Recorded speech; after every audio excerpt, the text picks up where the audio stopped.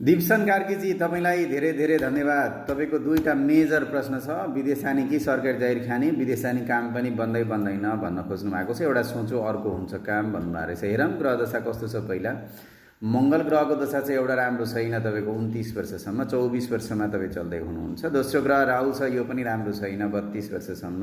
हेर्नु त राम्रा ग्रह चलेनछ नि त।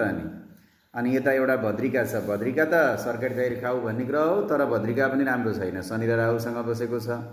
मङ्गल राम्रो छैन पहिलो कुरो, शनि राम्रो छैन, राहु राम्रो छैन। यो तिनटाको पूजा गर्नुपर्छ तपाईँले। मान्छे त च्याट्ट पर्ने हुनुहुन्छ, अनि समस्या छ नि त। फेरि एकैछिनमा आत्तिएर गर्न खोज्नुहुन्छ, एकछिनपछि दोधारे मन हुन्छ। सुरुमा धेरै तातिनुहुन्छ, पछि सेलाउँदै जानुहुन्छ। विचार गर्नुहोस् त यस्तो कुरा हो कि होइन।